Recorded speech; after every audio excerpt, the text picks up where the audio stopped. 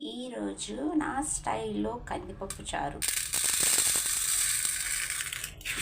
పప్పుచారు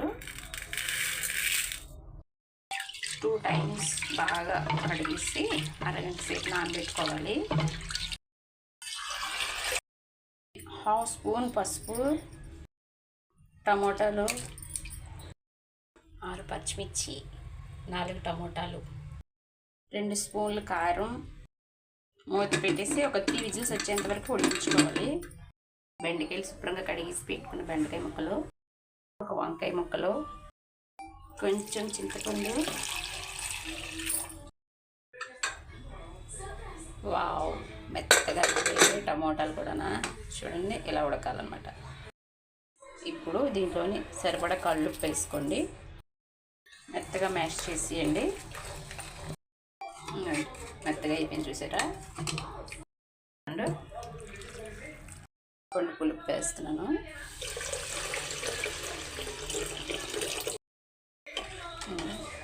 ఇంత చక్కగా ఉంటే చాలు, ఓకేనా.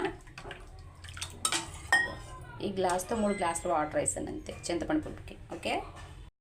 ఇప్పుడు కట్ చేసి పెట్టుకున్న బెండకాయ ముక్కలు, కొంచెం బెండకాయలు ఎక్కువ వేస్తున్నాను. పప్పుచారులోకి బెండకాయలు వేసుకుంటే చాలా బాగుంటుంది.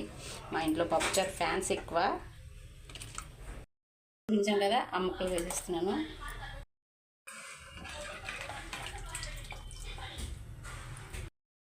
ఇప్పుడు కొంచెం కరివేపాకు, ఇప్పుడు కొంచెం కొత్తిమీర. పక్కనే టీవీ సౌండే వస్తుంది నా వాయిస్ కంటే. మా బాబుగోడు రాజా సినిమా చూస్తున్నాడు. సౌందర్య గారి మూవీ ఉంది కదా, వెంకటేష్ సౌందర్య గారి మూవీ. రాజా మూవీ అంటే ఇష్టం వాడికి, అందుకే చూస్తున్నాడు. ఆ వాయిసే వినిపిస్తుంది, ఓకేనా. ఇలా వేయండి. ఒక 10 మినిట్స్ మరిగిన తర్వాత పోపు వేసుకోవచ్చు.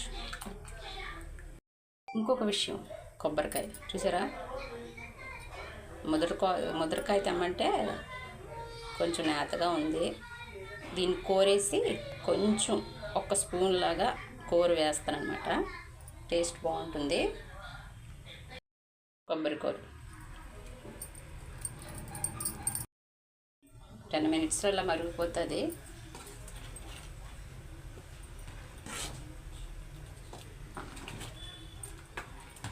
ఒక 5 మినిట్స్ ఆగి పోపు పెట్టేసుకోవటమే.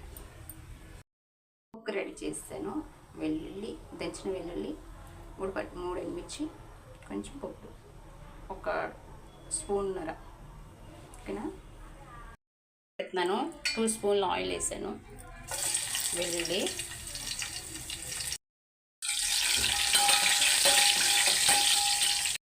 ఎండుమిర్చి, కరివేపాకు, పోపులు ఒకసారి వేసేస్తున్నాను.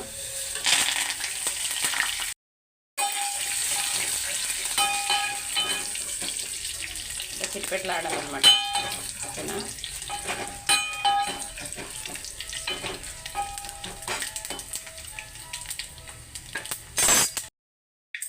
ఉల్లిపాయలు వేసుకోండి, బాగుంటుంది.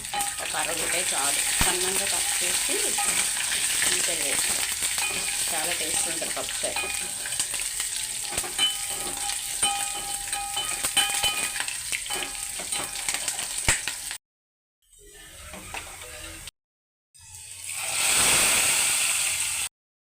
గుమ్మగుమ్మలాడే పప్పుచారు రెడీ. మూత పెట్టేసేయండి. పప్పుచారు ఎలా ఉంది?